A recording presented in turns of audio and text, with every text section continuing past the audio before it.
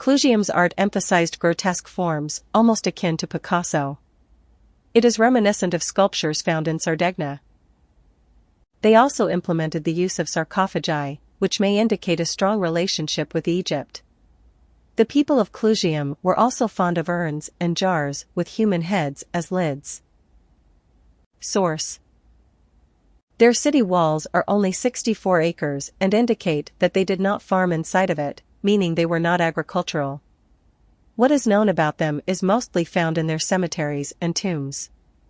According to Wiki, the citala of the pania is an ivory citala or pyxis from the end of the 7th century BC, found in the tomb of the pania in Chiusi and conserved in the Museo Archeologico Nazionale di Firenze.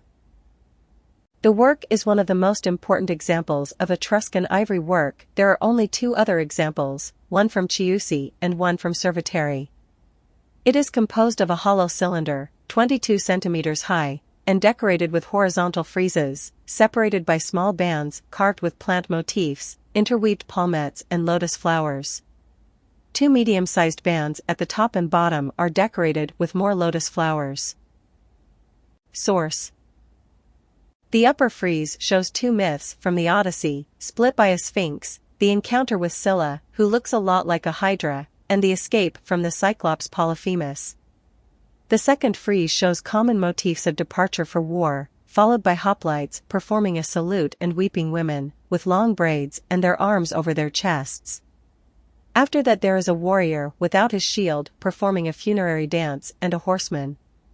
The third band is decorated with beasts and monsters, employing Eastern motifs. On the final band there are further imaginary animals. The origin of the silver vase is uncertain. Some think it is from Cairo, while others think it is from Phoenicia, but Grant thought that its northern citala form suggests its place of origin may be Clusium, where it was found. The Etruscans, page 203.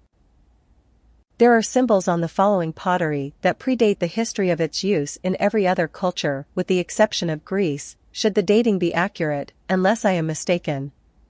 It was found in Clusium. The symbol exists in 2 forms on the same piece.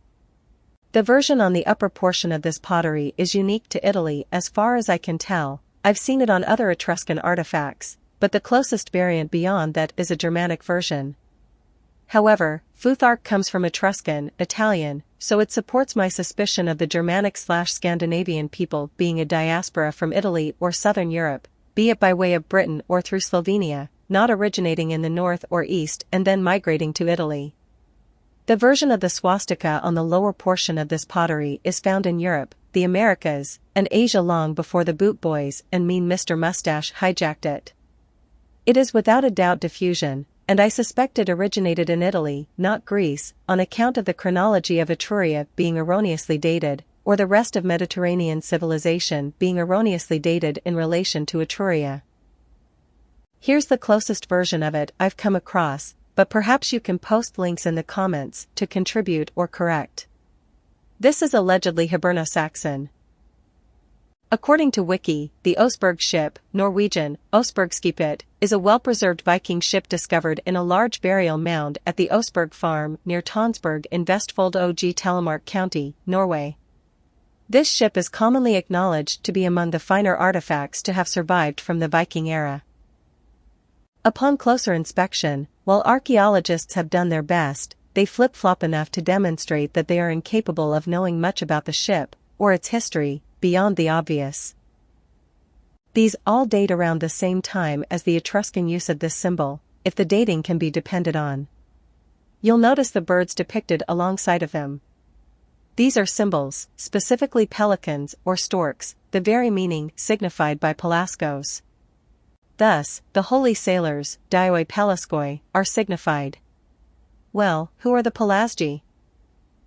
Marsilius of Lesbos does not call the people Pelasgians, but Tyrrhenians, Italians. And the same people were called by the rest of the word both Tyrrhenians, Italians, and Pelasgians. Dionysius of Halicarnassus, 1st century BC. Scholars and philologists were wrong about the earliest Greek abecedaria, which turned out to be Etruscan. Why wouldn't they be wrong about pottery and other symbolism? If you're intrigued by how this cultural diffusion is finding its way all over the world, the solution to your inquiry is the Etrusco-Phoenicians. To learn who they are, and who many of you descended from if you grew up near a port, dive into the Holy Sailors, click the image. If reading isn't your thing, give the audiobook sample a go. If you've never taken advantage of a free trial, you can do so, and get the Holy Sailors for free, click the image. Become a member to access the rest of this article. If you've never been a member and want a comped month to see if my work is a good fit for you, follow these simple instructions.